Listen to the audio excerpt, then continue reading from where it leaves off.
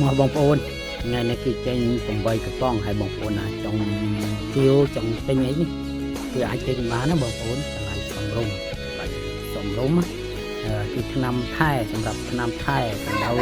សរសៃមន់ពេលខែត្រជាក់នេះកម្ដៅសរសៃមន់ហើយជួយឲ្យមន់ហ្នឹងរឹងមាំល្អធន់ហើយនេះឆ្នាំបងប្អូនចាំមើលនេះបងប្អូនឆ្នាំច្រើនណាអញ្ចឹងបងប្អូនអាចយោមអ្នកមកកំប៉ុងពីកំប៉ុងសាកថែសាកមើលយកទៅកម្ដៅសាច់ដុំ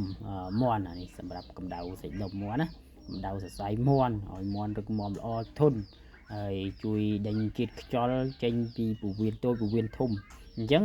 បងប្អូនមិនដឹងថាមន់ហ្នឹងវាហើមពោះឬក៏ឆ្អោយពោះទេពេលប្រើថ្នាំនេះទៅវាជួយដេញជាតិខ្យល់ឬក៏ជួយព្យាបាលខាងក្នុងពោះវាតែម្ដងអរគុណច្រើនបងប្អូន